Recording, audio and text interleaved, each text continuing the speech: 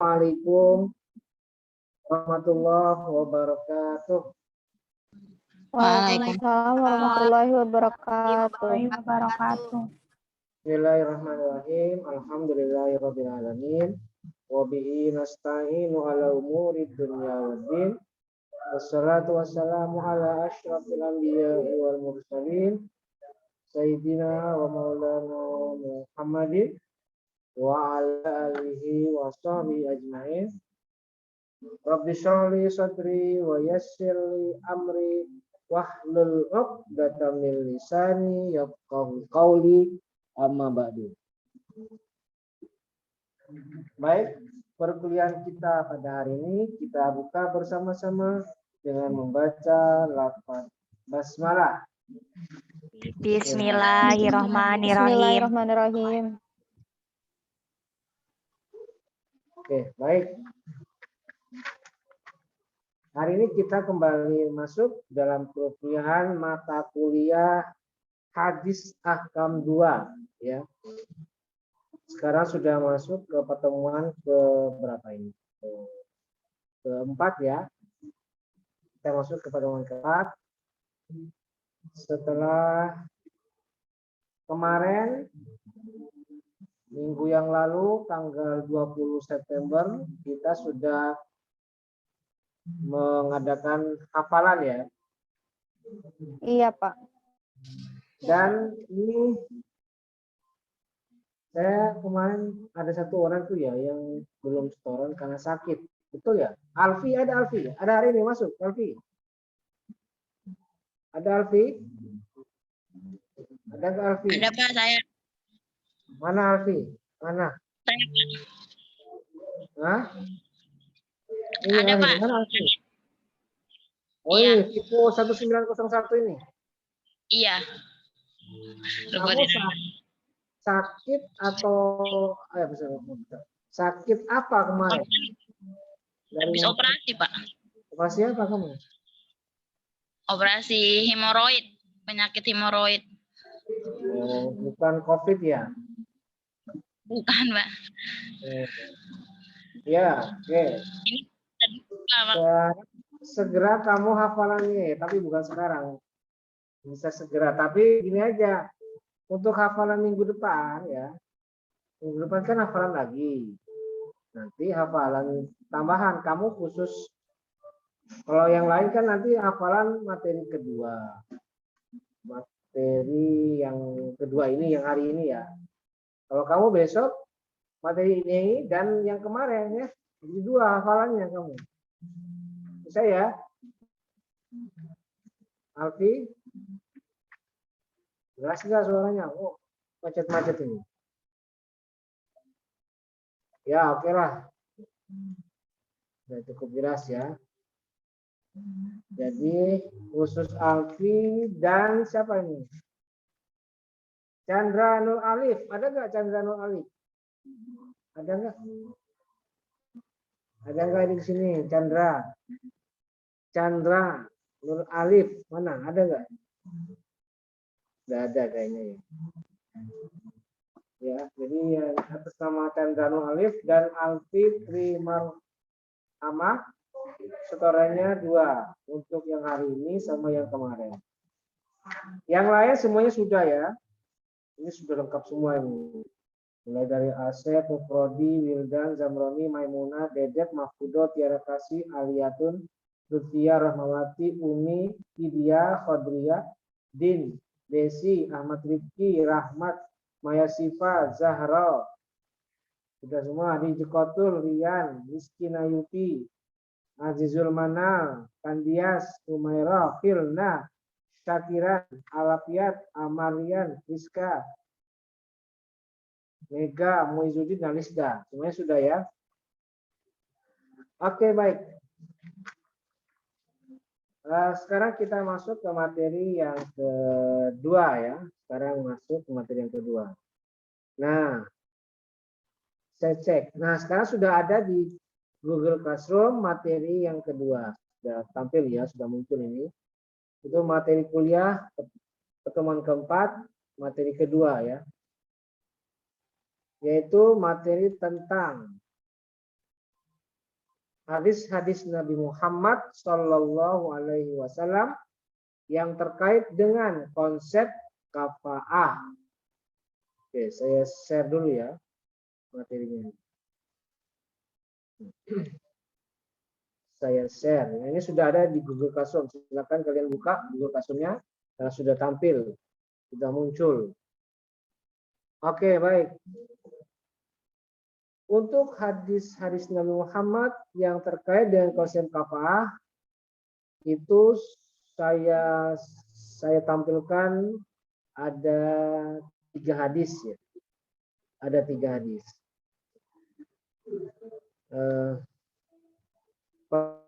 Pertama hadis riwayat ya, kemudian dari hadis Aisyah, dan yang ketiga hadis riwayat Abu Hurairah. Jadi 3 hadis ini pembahasannya seputar tema tentang kafa'ah. Oke, baik. Nah, saya minta 1 orang untuk baca hadis ini. Oke, saya pilih dulu orang-orangnya. Untuk yang pertama, saya minta siapa ini yang kelihatan seger mukanya, yang kelihatan semangat wajahnya. Oke, ini silakan Priska Lutfi. Silakan suaranya. Oke, silakan Priska dibaca. Kelihatan nggak? Kelihatan, Pak. Oke, baik, silakan. Bismillahirrahmanirrahim.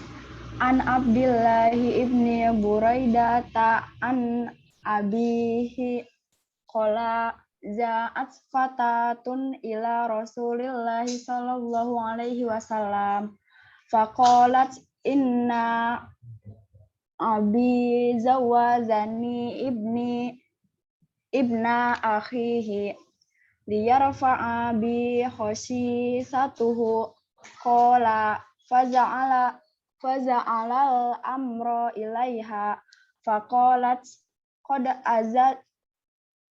azaztu ma sana'a abi walakin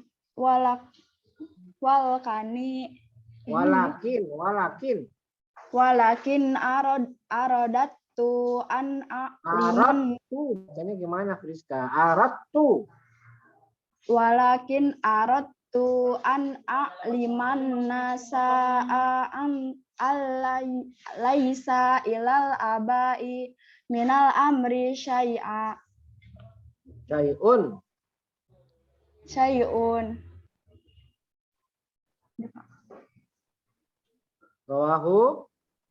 Rawahu Ibnu Majah.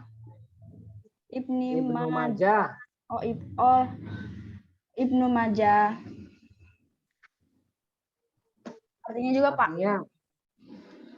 Seorang gadis datang kepada Rasulullah Shallallahu Alaihi Wasallam lalu berkata, ayah saya telah menikahkan saya dengan anak saudaranya untuk meningkatkan martabatnya. Maka Nabi menyerahkan urusan itu kepada dirinya sendiri. Gadis itu berkata, saya telah membenarkan apa yang ayah saya lakukan, akan tetapi saya bermaksud memberitahu kepada para wanita bahwa tak ada sesuatu hak bagi orang tua dalam urusan pernikahan. Keterangan juga, Pak. Baik. Ada. Ya, perhatikan. Banyak kamu kurang lancar. Kamu lulus nggak ini KIWT-nya, Friska? Lulus, Pak. Cuma ini buram gitu, share screen-nya buram. Saya tanya tadi makanya, jelas enggak? Yes. Kalau kurang jelas, saya deketin nih kayak begini nih. Nih, saya deketin. Kan? Ini makanya. Oke, baik, perhatikan. Hadis pertama. Jadi hadis pertama ini menjelaskan tentang cerita seorang gadis itu suatu ketika itu pernah datang lapor kepada Rasul, ya, lapor. Nah, apa yang dilaporkan?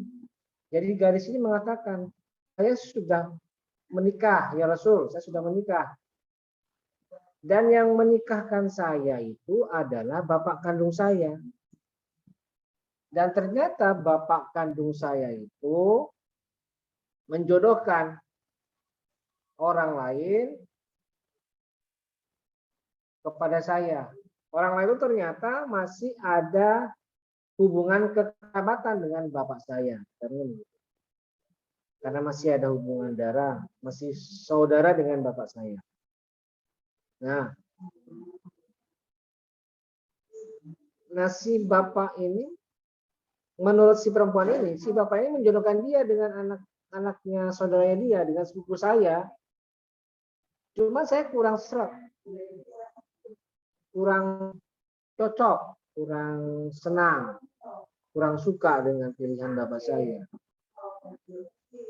Tapi karena sudah terlanjur dijodohkan, ya sudah, saya menikah dengan dia. Nah, bagaimana tanggapan Rasul? Nah, kata Nabi, faja'al amru ilaiha. Itu terserah kamu, kata Rasul. Terserah kamu itu. Sebab yang memilih itu kamu, yang menikahi kamu, yang akan menjalani hidup ya kamu sendiri, bukan orang lain, bukan orang tua kamu. Jadi Nabi menyerahkan sepenuhnya kepada kamu, mau diteruskan atau tidak, silakan. Nah, si perempuan itu mengatakan begini, qad ajastu ma sona Nabi. Iya, saya menganggap bapak saya sudah benar, bapak saya benar menjodohkan saya dengan sepupu saya. Benar, tidak masalah, kata anak tadi, kata si gadis ini. Tetapi yang mau saya ingin sampaikan kepadamu ya Rasul adalah alaisa ilal abai minal amri syai'un. Bahwasanya urusan jodoh itu bukan sepenuhnya hak orang tua, tetapi ada hak dari anaknya yang harus didengarkan. Jadi saya di sini ya Rasul tidak mau protes. Saya di sini tidak mau komplain. Saya di sini tidak mau menyampaikan keberatan saya, tidak. Saya tetap menjalani ini. Saya mau menjalani hidup ini. Mau menjalani pernikahan ini. Cuma saya ingin pesan kepada siapapun ya Rasul bahwa sebenarnya orang tua itu tidak punya hak mutlak untuk menjodohkan anaknya dengan pilihan dia.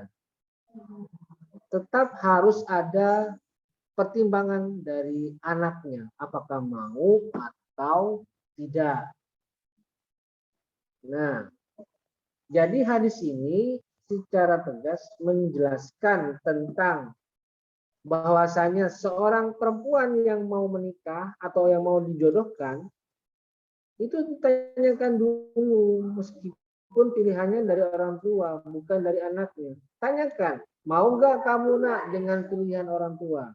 Kalau mau, ayo kita lanjutkan dengan khitbah dan akad. Kalau tidak, ya sudah, Bapak tidak akan memaksa. Nah, itu yang hendak disampaikan oleh pesan dalam hadis ini. Meskipun ada ketidakcocokan, misalnya dari sisi derajat, dari sisi status sosial, ada ketidakcocokan. Tapi kalau memang si perempuan mau menerima kekurangan dari calon suaminya atau sebaliknya suaminya mau menerima kekurangan dari calon istrinya, maka tidak masalah. Yang penting apa?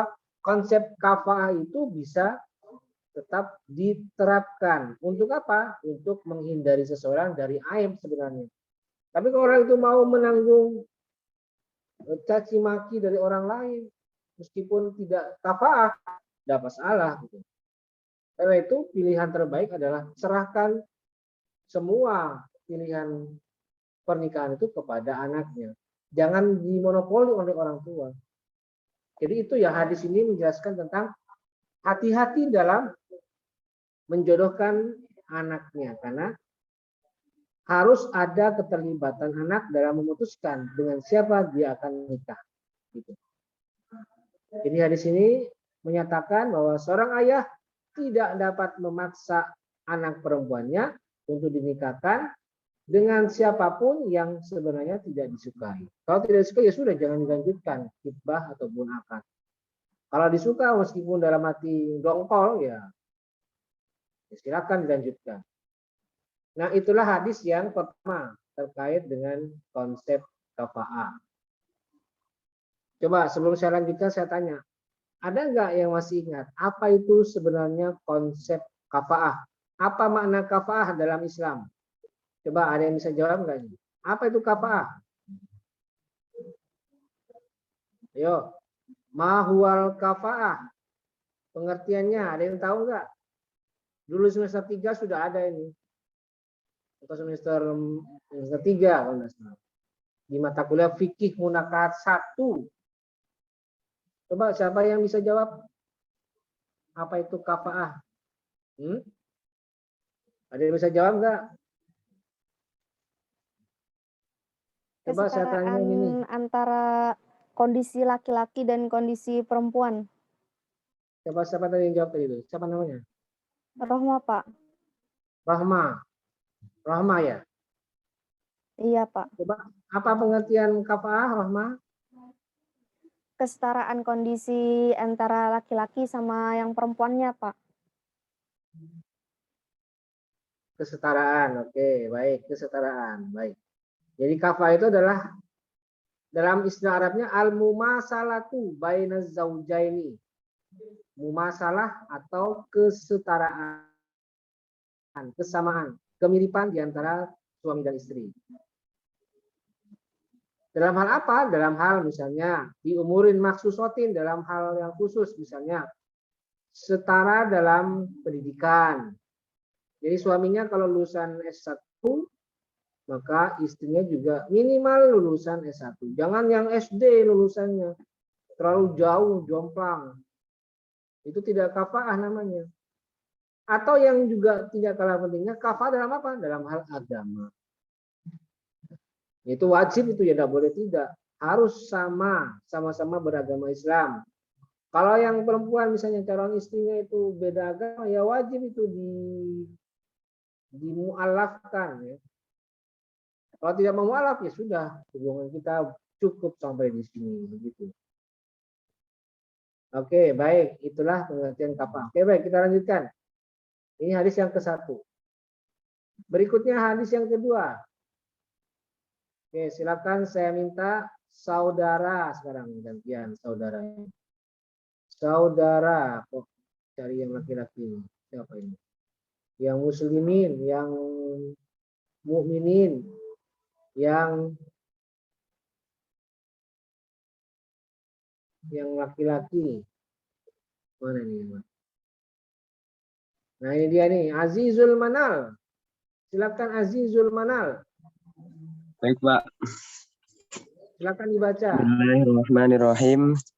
An Aisyata an Aba Huzaifata bani Utaibata bani Rabi'ata bani Abdi Syamsi wa kana mammin syahida badron ma'an Nabi sallallahu alaihi wasallam. Tabanna salami wa an Saliman. Baik, Pak. Saliman.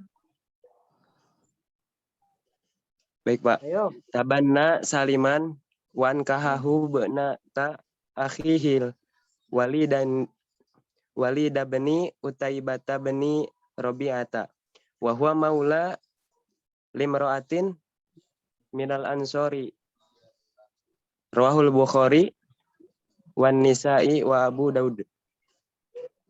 Yang artinya dari Aisyah bahwasanya Abu Huzaifah bin Utaibah bin Rabi'ah bin Abi Syamsi, salah seorang sahabat yang turut dalam peristiwa Perang Badar bersama Nabi Shallallahu Alaihi Wasallam, mengangkat Salim sebagai anaknya dan menikahkan dengan anak perempuan saudaranya, Al-Walid bin Utaibah bin Rabi'ah, dan dia itu Salim, seorang budak yang telah memerdekakan oleh seorang wanita Ansor.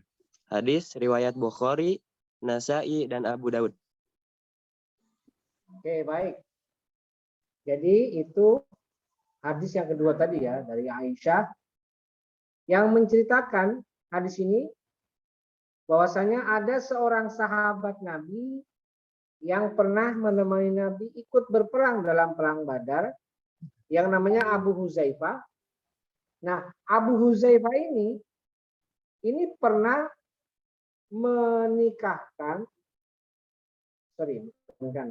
pernah mengangkat seorang anak bernama Salim, diambil anak, diadopsi, diasuh, kemudian dia rawat sampai gede, dan kemudian pada saat dia sudah dewasa, dia menikahkan Salimnya tadi ini dengan anak saudara kandungnya. Jadi Abu Huzaifah ini punya saudara kandung bernama Al-Walid. Al-Walid ini punya anak. Nah, anaknya Al-Walid ini oleh Abu Huzaifah dinikahkan dengan Salim yang tadi adalah anak angkatnya. Nah, ternyata Salim ini dulu pernah menjadi budak. Pernah menjadi budak dan setelah itu diangkat sebagai anak dan dinikahkan dengan saudaranya, anak saudaranya. Jadi hadis ini secara jelas menegaskan bahwa meskipun ada seorang mantan budak ya, bukan budak, mantan budak, tapi karena mungkin kesolehannya atau mungkin kebaikannya, ketawaduannya dan lain sebagainya, itu tidak ada larangan dalam Islam untuk menikah dengan perempuan yang sudah merdeka sejak kecil. Dan ini buktinya ya. Buktinya adalah Nabi mengizinkan Abu Huzaifah itu menikahkan Salim anak angkatnya dengan anak saudara kandungnya Abu Al-Walid perempuan, dan itu tidak ada masalah. Jadi meskipun kafaah itu tidak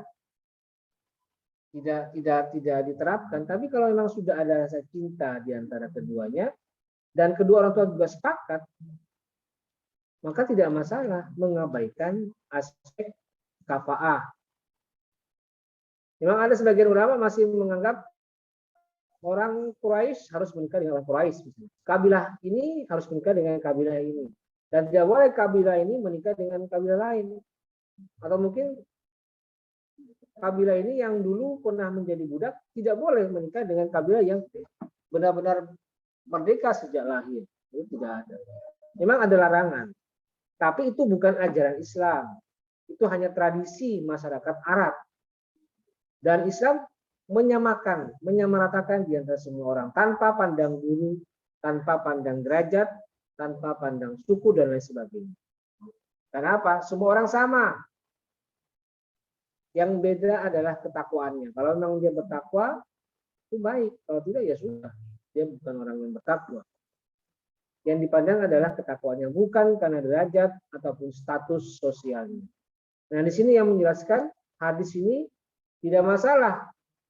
Dipersilahkan untuk siapapun yang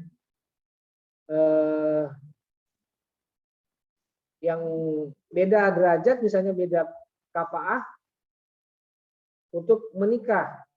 Misalnya ada di antara kalian, misalnya nanti kalian ini, misalnya kayak tadi tuh Azizul Manal gitu, dia kan nanti lulusan S1, terus cari jodoh perempuan lulusan SMP misalnya. Ya kalau memang Aziz dan perempuan itu saling mencintai, tidak masalah. Yang penting apa? Keluarganya sakinah, mawaddah, warahmah, dan mampu menghadapi segala macam cobaan, atau mungkin cibiran orang yang sinis, kok kamu dapat anak SMP, kenapa udah cari yang sama-sama lulusan S1? Kalau bisa diatasi, Aziz dan calon istrinya mampu mengatasi, tidak masalah. Tidak masalah. Jadi itu ya hadis yang kedua ya, berkaitan dengan dibolehkannya mengabaikan kafaah jika ada unsur yang lebih kuat. Tapi perlu diingat ya, unsur yang lebih kuat itu harus benar-benar sesuai dengan syariat. Tapi kalau misalnya saya mengatakan harus, ya tidak boleh ditinggalkan kafah itu. Misalnya sama-sama agama Islam, itu wajib itu. Tidak boleh laki-lakinya laki muslim, perempuannya non muslim. Tidak boleh itu. Kecuali perempuannya bersedia pindah Islam, pindah masuk ke agama Islam. Nah, kalau seperti itu harus, kafah dalam hal agama itu harus. Tidak boleh tidak, wajib. Oke, baik. Itu yang kedua ya, hadis tentang mengabaikan kafaah dengan alasan yang syar'i. Oke, baik. Yang terakhir, hadis ketiga, riwayat Abu Hurairah. Silakan, saya persilakan saudari.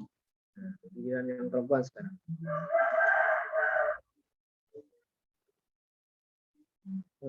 Siapa ini? Saudari Maya Sifa Nur Salsabila. Silahkan Maya Sifa.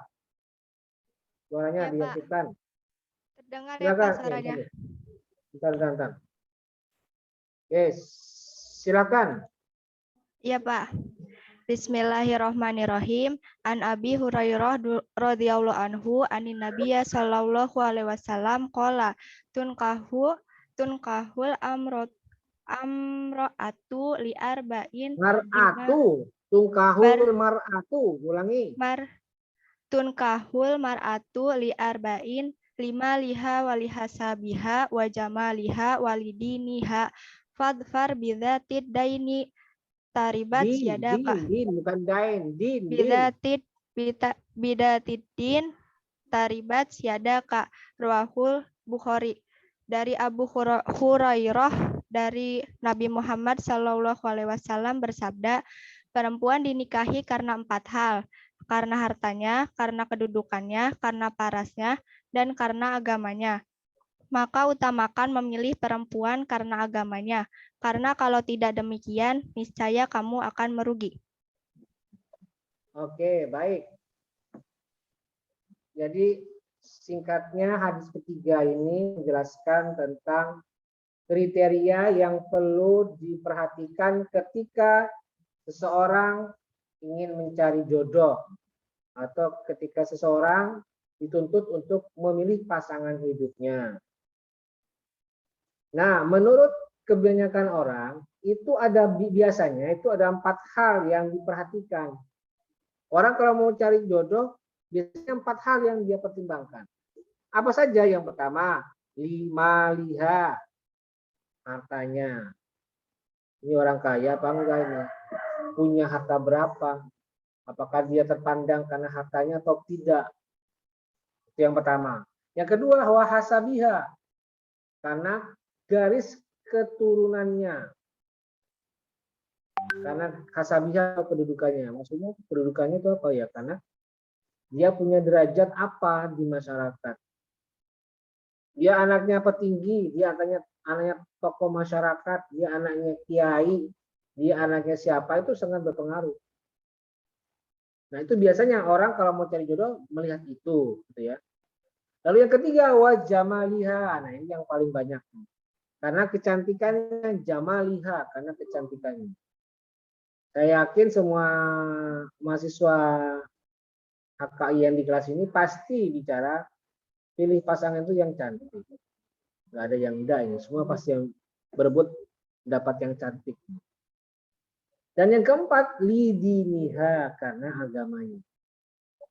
Dia orang soleh atau tidak, dia orang baik atau tidak, dia orang yang beramal soleh atau tidak, dia orangnya santun atau tidak. Nah, itu yang dilihat. Nah, kata Nabi, falfar bidzatiddin, maka pilihlah yang karena agamanya. Sebab agama ini sangat penting. Karena kalau begitu, kalau pilihannya bukan karena agama, taribat yadaka, akan lalai, karena akan rugi kamu. Pilihlah karena agamanya. Dari yang 4 itu, pilihlah yang terbaik. Apa? Karena kesolehannya, karena kesopanannya, karena kekhusyuannya dalam beribadah. Pilih yang begitu. Sebab kalau tidak seperti ini yang kamu pilih, bukan karena agamanya, pilih karena agamanya, maka dia akan rugi. Kalau dia tidak memilih karena agamanya. Sebab ya karena semua orang pasti berharap mendapatkan keuntungan harta. Orang pasti berharap mendapatkan rupawan, orang yang cantik dan mempesona. Semua orang juga berharap punya menantu, punya calon suami yang punya nama baik karena dia punya keturunan baik, punya garis keturunan yang baik. Tapi semua itu tidak akan berguna, akan sia-sia kalau tidak memandang agamanya. Jadi tolong pilih, kata Nabi, pilih karena agamanya. Sebab kalau tidak memilih karena agamanya, maka engkau akan merugi, akan lalai, akan ceroboh. Ya. Jadi itulah hadis ketiga yang bicara tentang panduan dalam memilih pasangan. Memilih calon suami ataupun calon istri. Memang tidak dilarang memilih karena hartanya, tidak ada larangan. Tidak ada larangan juga memilih karena cantik tidaknya.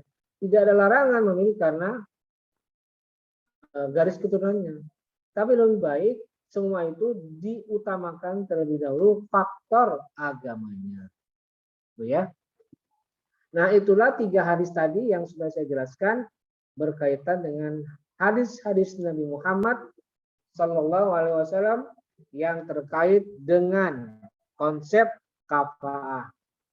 Dan kita tahu konsep kafaah itu sendiri adalah kesederajatan di antara suami dan istri. Oke, baik. Saya beri kesempatan kepada kalian untuk bertanya berkaitan dengan 3 hadis tadi. Silakan jika ada yang mau bertanya. Izin bertanya, Pak. Izin bertanya, Pak. Siapa? Oke, silakan Rian Muhammad. Baik, Oke, Pak. silakan Itu Rian. terkait hadis pertama Ya. yang orang tua tidak boleh memaksakan anaknya untuk menikah. Tapi apabila dalam konsepnya ini wasiat, apakah hadis pertama bisa menjawab itu, Pak? Gimana? Dalam konteks apa tadi? Hadis pertama, Pak, terkait hadis pertama tentang orang tua yang tidak boleh memaksakan anaknya untuk menikah dengan pasangan yang tidak dicintainya. Ya, terus? Tapi apabila konsepnya ini wasiat, bagaimana, Pak? Apakah hadis tersebut bisa menjawab persoalan ini? Coba saya kurang paham. Maksudnya gimana ini? Tadi hadis pertama bicara tentang apa tadi? Bicara tentang Wewenang orang tua. Ya, menikahkan. Terus? Kalau misalkan ada orang tua sebelum meninggal, dia mewasiatkan anaknya untuk menikah dengan seseorang, tapi seseorang tersebut tidak dicintainya, apakah hadis pertama bisa menjawab persoalan tersebut, Pak? Oke, ya. Menurut saya sih bisa saja. Itu bisa menjawab. Yang penting sekarang tergantung kerelaan dari si perempuan. Karena pernah ada peristiwa di masa Rasul yang ketika itu Nabi menerima aduan seorang perempuan yang sudah dinikahkan, sudah dijodohkan oleh bapaknya. Tapi si perempuan ini protes. Saya sebenarnya tidak suka perjodohan ini. Tapi karena saya ingin berbakti kepada orang tua saya tetap menjalani pernikahan itu. Cuma saya pesan, tolong lain kali jangan sekali-kali hanya menjodohkan saja. Tapi perlu tanyakan dulu kepada pilihan, kepada anaknya apakah mau atau tidak. Karena semuanya itu tetap ada diskusi, tetap ada permintaan, tetap ada pernyataan dari anaknya. Karena tidak semua urusan pernikahan itu diserahkan kepada orang tua. Nah sekarang pertanyaan, kalau diwasiat gimana? Ya kalau misalnya anaknya mau menjalani semua wasiat orang tua, baik buruknya wasiat itu silahkan. Mungkin itu amal soleh anaknya. Tapi kalau tidak juga bisa jadi pertimbangan. Misalnya dia tidak mau menerima jodohan wasiat orang tuanya ini karena anaknya yang dijodohkan itu ternyata bermasalah misalnya. Ya kalau misalnya dia lawan tidak mau mengikuti wasiat orang tua ya pasti ada alasan syar'inya.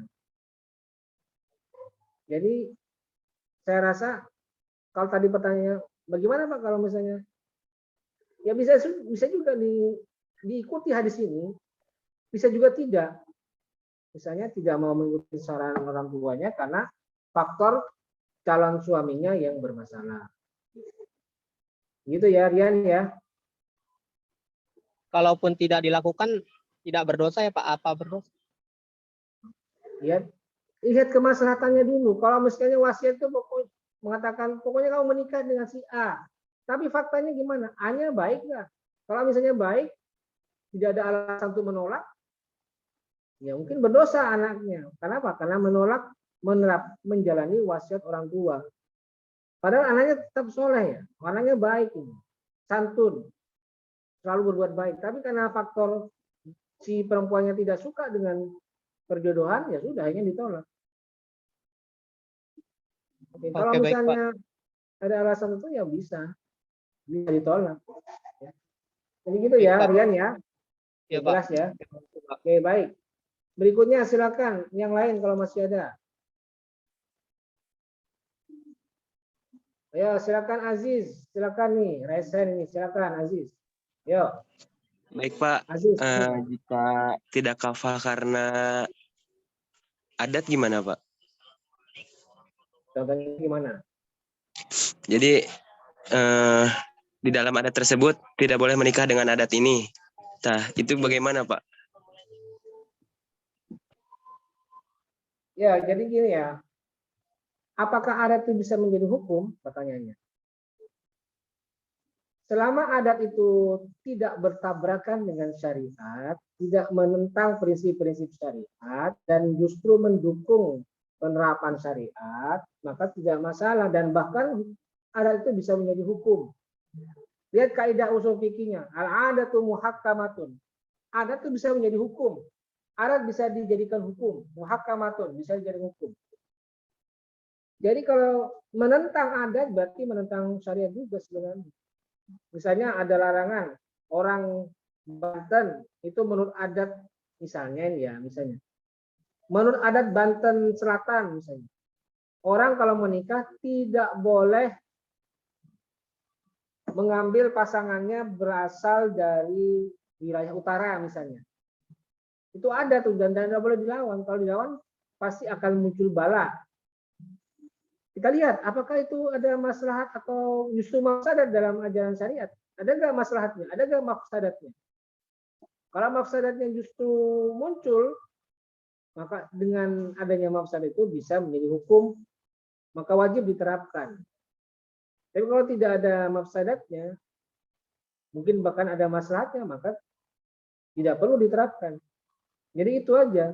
Selama adat itu tidak bertentangan dengan prinsip syariat atau tidak bertentangan dengan akidah Islam, tidak bertentangan dengan aturan yang berlaku dalam hukum Islam, maka boleh-boleh saja dijadikan hukum adat istiadat itu gitu. Ya. Gitu ya, Aziz, jelas ya? Ya, baik Pak. Oke, baik. Silakan yang lain kalau masih ada.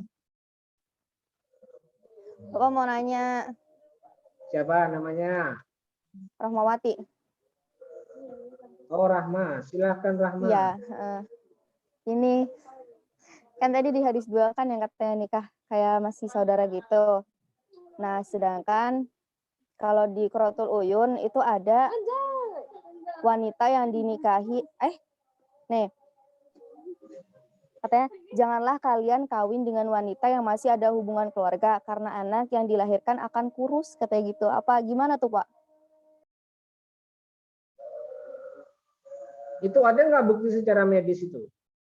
Ada buktinya nggak bisa kurus kalau lah pernikahannya sesama kekerabatannya dekat misalnya dengan sepupu. Ada nggak bukti Nggak tahu, medisnya? Pak. Nggak tahu. Nggak tahu. Ya, Makanya maksudnya gini, begini. kok gitu. Gimana?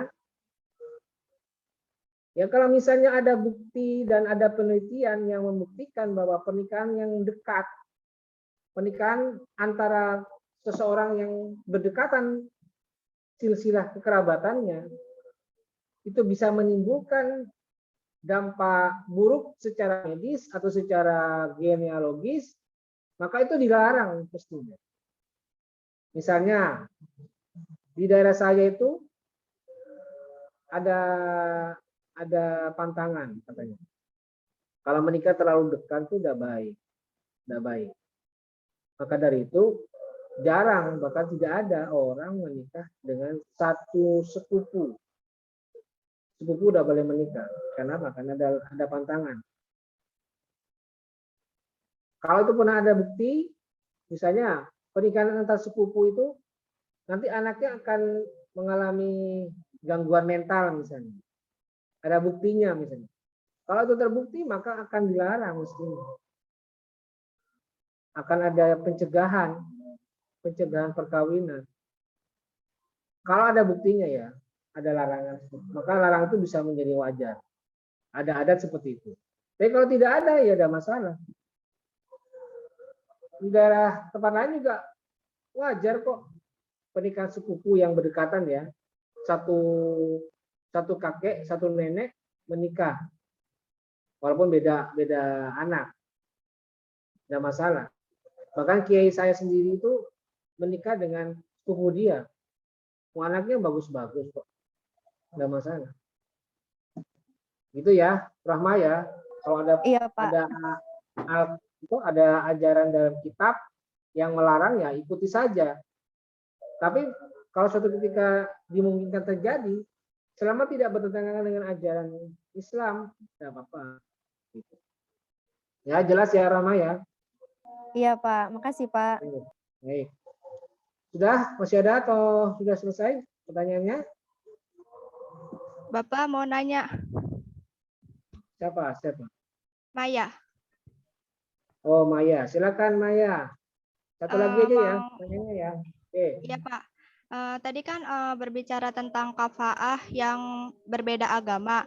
Itu kalau misalnya ada kasus di mana misalnya berbeda agama, tetapi pas mau menikah itu pindah agama biar agamanya beda. Cuman kayak agama itu hanya formalitas. Nah, setelah menikah itu dia kembali lagi gitu ke agamanya semula. Itu bagaimana Pak hukum perkawinannya selanjutnya gitu? Oke.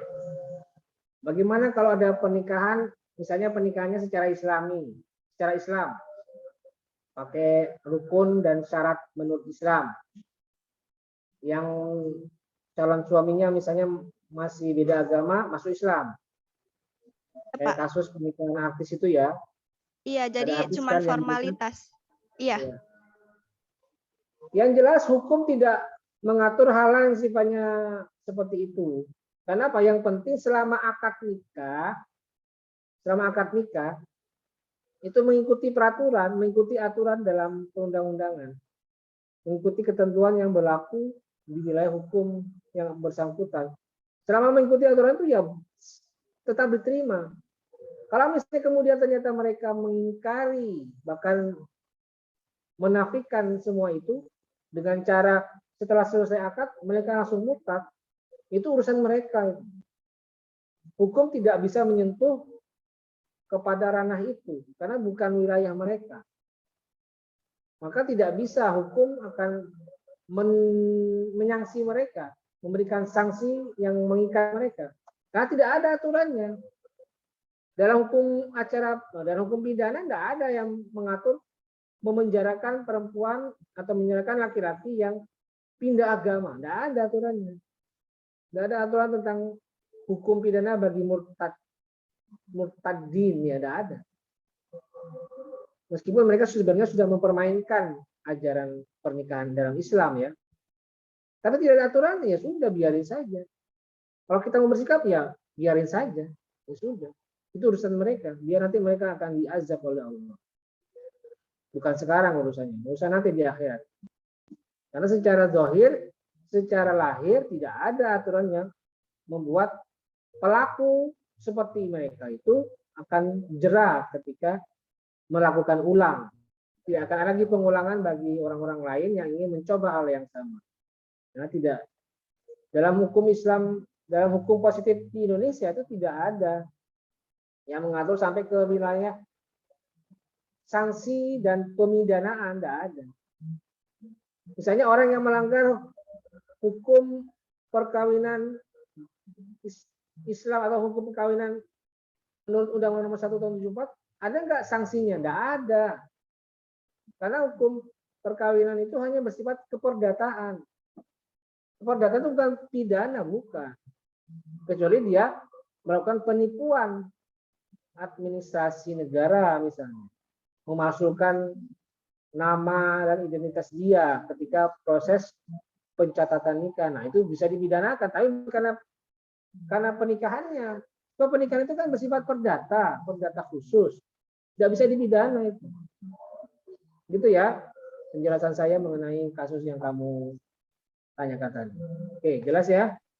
Iya, Pak. Atau ada yang menanyakan lagi? Sudah? Ada, Pak. Saya mau nanya, Pak. Siapa? Oke, satu lagi lah. Namanya. Jadi gini nih, Pak. Mahfudo mau nanya.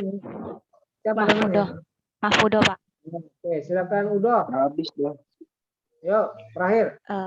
Bagaimana hukumnya jika anak menjadi bahan untuk bayar hutang si bapaknya, sedangkan anak itu tidak mencintainya gitu, Pak. Akan tetapi kan itu bapaknya itu taruhan nyawanya si bapak gitu tuh. Buat Maksudnya bayar anak hutang gitu. menjadi bahan. Anak menjadi bahan. Iya. Jadi Bahan kan apa? dikawinin gitu, dikawinin. Kan bapaknya kan punya utang. Nah, terus kan bapaknya kan nggak mampu buat bayar utang. Nah, terus kan kayaknya bapaknya itu memiliki seorang anak gadis gitu tuh. Terus kata si penagih utang, udah anaknya buat saya aja katanya. Terus si anaknya kan menolak, nggak mencintainya. Itu gimana hukumnya gitu, Pak? Sedangkan kalau misalkan nggak diterima itu kan taruhannya nyawa gitu, nyawa bapaknya. Oke, baik. Dalam hukum perkawinan yang misalnya udah dipositivisasikan, misalnya hukum peradilan agama mengenai perkawinan, itu tidak ada bicara tentang pernikahan yang dipaksakan seperti itu. Misalnya pernikahan karena ingin melunasi hutang orang tuanya. Tidak ada. Yang jelas pernikahan itu tetap sah meskipun dengan kondisi apapun selama rukun dan syaratnya terpenuhi. Apa rukunnya? Ya ada wali, ada saksi, ada calon suami, ada calon istri.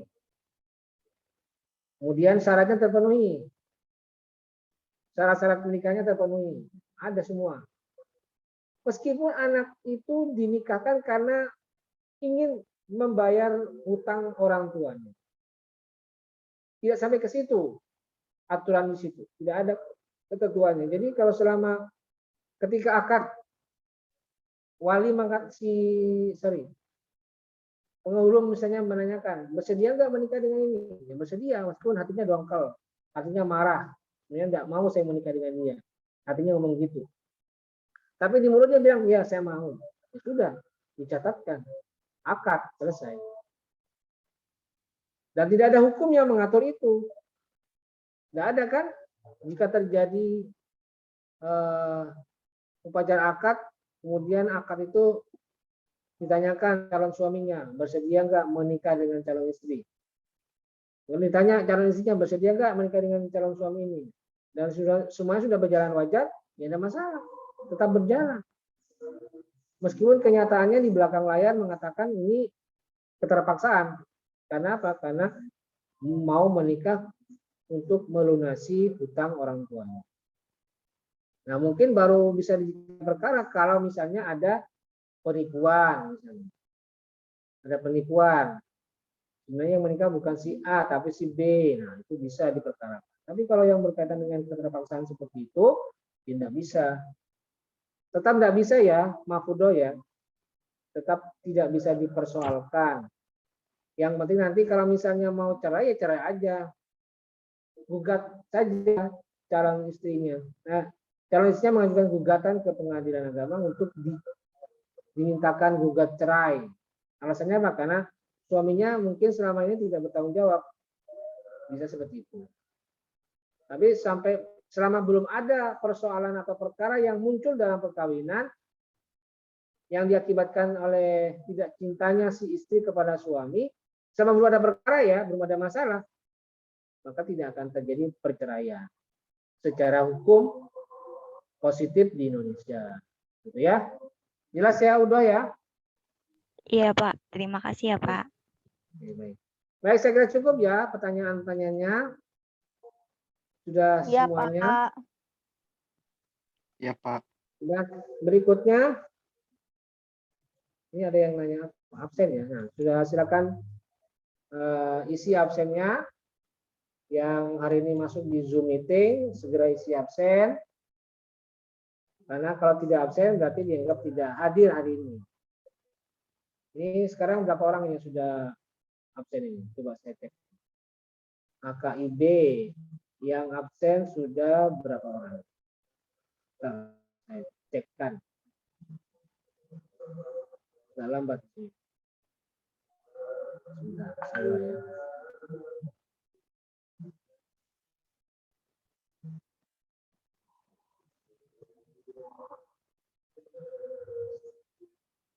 Sebar, agak lambat ini. Atau nanti aja ya, sambil jalan, saya jelaskan dulu ya, sambil jalan. Saya jelaskan dulu untuk hafalan minggu depan. Oke, baik. Saya tampilkan dulu ini ya. Untuk hafalan minggu depan. Ini sebentar. Nah, untuk hafalan minggu depan, hadisnya satu aja ya. Kira-kira yang mau dihafalkan yang mana ini? Hadis 1, 2, atau 3? Hadis 3. 3, Pak. Hadis 3, Pak. Hadis 3, Pak. 3. Hadis 3, Pak. Bukan hadis 1.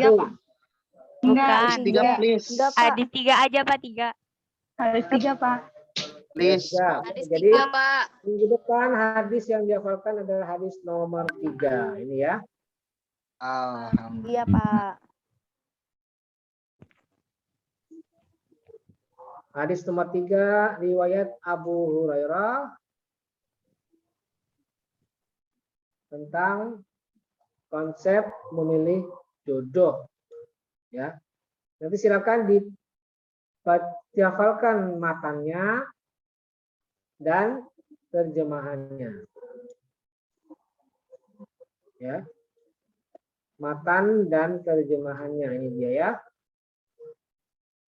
Kemarin ada yang pas hafalan menyebutkan juga kesimpulannya. Nah, untuk kesimpulan tidak perlu dibaca, tidak perlu dihafalkan. Cukup matannya dan terjemahannya saja ya. Yang ini aja ya, yang saya blok ya. Jadi tidak perlu. Jadi hadis ini merupakan pedoman, tidak usah. Itu tidak perlu. Cukup matannya dan terjemahannya. Oke. Baik. Jelas? Jelas ya? Oke, baik. Yap. Dan tadi saya cek untuk yang sudah absen ini ada berapa orang? Coba ya. Yang absen untuk kali ini ada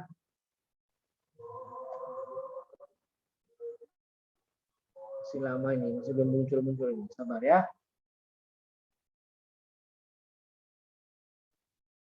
Nah, ada 23 orang nih. 23 orang. Padahal kelas B ini 36. Belum absen, Pak. Ada yang belum, Pak? Yang belum Belum. tolong segera absen ya. Saya ingatkan yang belum segera absen. Siap, Ya, Pak. Pak, siap. Sebab kalau tidak absen maka tidak dianggap hadir di Zoom meeting kali ini ya. Bukti kehadiran hanya ada di absen. Nah, tadi saya sempat baca itu di WA. Ada yang tidak bisa ngabsen. Nah, saya Iya, minta Pak, saya tolong. nggak bisa masuk. Nah, iya. Saya minta segera diurus itu. Kenapa nggak bisa? Padahal yang lain bisa loh. Yang itu kenapa tidak bisa? Makanya nanti saya tetap harus absen sampai jam 17.30. Kalau misalnya sampai jam 17.30 tetap tidak bisa, maka tidak ada lagi toleransi. Itu saya anggap tidak absen. Jadi yang tadi tidak bisa itu harus segera bisa. Kemungkinan tidak bisa karena sinyal itu kemungkinan. Sinyalnya lemah di daerahnya itu. Coba saya tanya ini siapa namanya ini? Saya tanya ini siapa namanya ini? Coba saya cek dulu nih. Ini siapa ini? Akunnya Pak nggak tahu kenapa nggak bisa masuk. Coba ini siapa namanya ini? Mega, mana Mega? Mega Pak. Mana Mega? Mana Mega? Iya saya Pak. Mana Mega? Ini Kenapa saya Pak kamu nih. bisa? Kamu udah bisa kenapa? Akunnya nggak bisa masuk. Kata Kenapa sandinya kamu? saya lupa Pak. Resiko kamu itu gimana? Kok bisa lupa kata sandinya sendiri? Kata sandinya kamu jangan-jangan pacar kamu, pacarnya udah putus dilupakan juga passwordnya itu. Aduh. Coba kalau kata sandi itu jangan pacar atau jangan orang terdekat kamu, pilih orang tua gitu loh passwordnya, atau nomor yang cantik, atau nomor khusus gitu loh, yang gampang diingat. Password kok mantan pacar ya susah, jadi lupa itu. Parah. Jadi harus ada ya, Ya, segera Pak, ya, Mega Firdaus ya. Iya. Iya Segera, Pak ya. saya udah mau tahu ini harus bisa. Kalau nggak bisa ya sudah, saya anggap tidak hadir. Jadi yang hadir yang hari ini hadir 32 orang ini, kalau tidak mengisi absen maka tidak dianggap hadir karena bukti kehadiran hanya melalui absensi di Google Classroom atau GCL atau Google Form yang sudah saya siapkan kegiatannya. Nah itu ya. Baik, saya kira cukup pertemuan kita pada hari ini. Terima kasih. Dan jika ada yang belum bisa saya layani pertanyaannya, mohon maaf karena waktu yang terbatas. Baik, saya kira cukup. Mari kita tutup dengan membaca hamdalah.